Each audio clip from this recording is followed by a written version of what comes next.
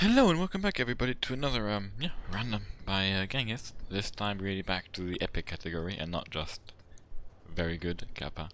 Although of course decide and tell me in the comments what you think. And use the like button if you like.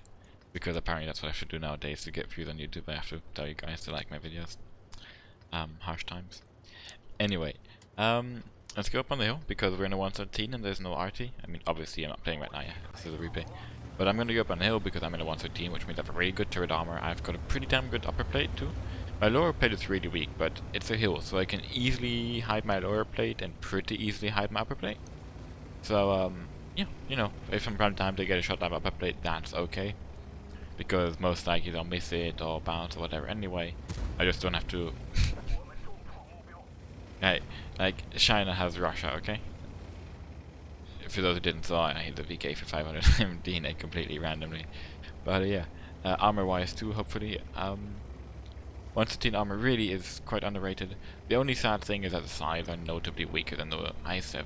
However, the sides are still pretty good, like they're comparable with E5 sides or whatever. A bit different, like stronger here and weaker here, where the 5 is more uniform and so on. Hello, MX-2075, how are you? Really nice thing about the 5 compared to other heavies is that it's got more DPM. Autoloader is possibly being an exception, especially the D57, but it's got a couple hundred more DPM than all the other Chiton heavies, except also probably for the 215B, but that thing is just insane. Which is really nice. I mean, for those of you who are not aware, it's got exactly the same reload as an E5, but it has 40 more alpha, right? And that adds up pretty quickly to over a course of a minute, 200, 300, 400 DPM. And it really means that in these kind of like prolonged brawls where you really can keep your gun in the game, which is pretty rare if we're honest, you can farm quite a lot of damage. What's also really nice about the 440 alpha is just that, first of all, you're better off trading against these kind of 390, 320, well, against trading against everything really. But especially against these kind of low alpha medium tanks, which you have a lot at tier 9, 10, and actually on heavies also at tier 8, 9, 10. I would see a lot of 390 and 440 alpha and stuff like that, or 320. So that's really enjoyable in that sense. It allows you to just get in more damage also every time you peek. My aim, as you can see, is still kind of rusty, but I'm slowly digging away and I haven't taken much damage, right? I've taken 400 damage and I've done 2.7k. So while you could say I'm taking my time and the team is not doing its best, well, first of all, some of the bounces, especially for those of you who are really attentively watching, especially on that E50M story, are actually pretty damn unlucky. And yeah, in general, just take some time, especially if I'm not spamming heat and so on, to slowly grind these down.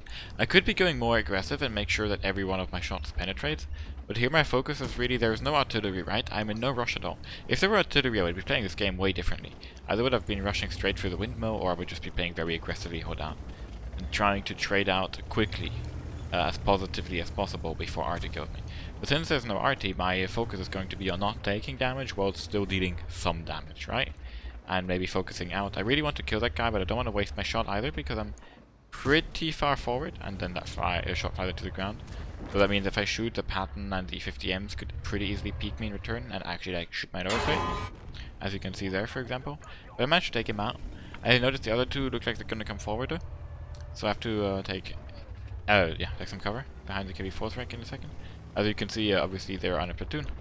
One of them actually in BA, which is a pretty decent clan, or at least used to be, but still is right now. Otherwise I'm gonna get murdered in the comments.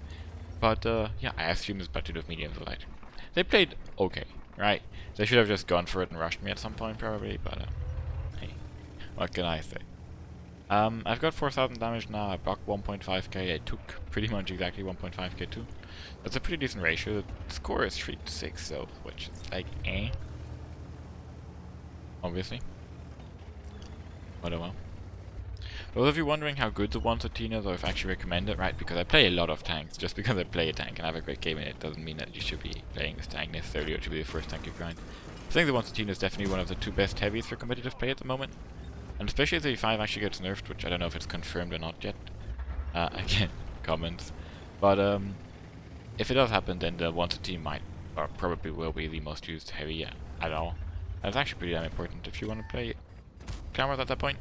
And otherwise, I don't know, I really find it a fun tank to play in random because you really are fast, so You have a decent chance of actually doing stuff even when there's RT in the game, but you still have the armor to brawl and to carry games, which is really enjoyable, especially against these kind of low tier tanks, right? It's not every game that you manage to be in a position where you're hull down and so on and so on. You actually manage to, you know, fend off myriads of tier 10s while balancing everything, because sometimes they load gold or have too high pen, or you actually don't have any position and there's RT and so on, so on, so on, so on, and you get rushed. But at least you can trade out really well against raids, nearly and tier 9s, nearly every time, and against scouts and so on. Well, you still basically have the speed of a 140, I swear. You like, I don't know, on any noticeable distance on a map, right? Like from, I don't know, here to the hill, there would be maybe a 5-second difference between the 113 and the 140. Maybe 10. It's really, really ridiculous. Like, 113 is extremely fast, especially once you get the cruise skill and so on. And yeah, you still have the armor and the HP of a heavy, so I don't know, it's just what makes the tank kind of broken, right? Like, that's why it's so strong. You have the third armor of a heavy, the frontal armor of a heavy, the top armor of paper, the side armor of like, okay, right? It's not an E100 for sure. And like no rear armor at all. The issue is being basically you get armor act all the time. And the gun is the most reliable one. I tried to get a sneaky shot into the E50M. I go for the rear of the turret because I'm like, now the side of the E50M, the spaced armor is actually pretty damn strong. At this kind of angle, I'm really not sure if I'm gonna hit it. As you can see, this is like the moment where I start to realize I'm actually pretty low on shells. And I'm actually also pretty high damage. For like the first time I was like, whoop, I have 7.5k damage while I was playing this. Right? I was like 4k. And I also realized I have like 5.32 ammo left. But that's not so great. I probably figured, yeah, I figured out this guy's out of shells by now. And I decided, like a retard, to go for his side. And, yeah. I like, oh yeah, okay, he's actually AFK, right? So I'm gonna track him. And then I bounce. So, congrats on that. I was taking a while to shoot because I was considering loading HE and going for a pin in the rear or something, but I was like, yeah, that works it, and so on and so on. I'm like debating where to shoot HE, and I go for the turret ring, and yeah. It does 87 damage, so that's cool. Now I have 331 left. I have 8.3k damage done. That I spotted. And I blocked 2k. And I have 350 HP left. Also, I tried out something on my 113, that I put on optics, and I put on food. And I retrained the... Whoa, that's a RNG Russia. I'm in China, sorry. Yeah. Anyway, that was a gorilla. I put on optics and I put on viewing skills on the commander. I think maybe also the radio man. Like 495 view range now. And it's actually been proving really helpful in randoms. Like, I don't know if I would recommend that always in competitive play. Well, okay, definitely not always in competitive play. And there's definitely maps where like, yeah, I'd rather have vents here or whatever. But especially in these kind of open maps, it allows you to spot a shitload. And this game is going to be a great example of it. Actually, it's not at all. You're going to see. But, yeah. Especially if you're, for example, I don't know, grinding XP, grinding credits, right? Getting fuse points, but damage is always nice. It helps you carry your team because you actually spot those CDs in the back. And especially in this meta where it's like either brawling or camping.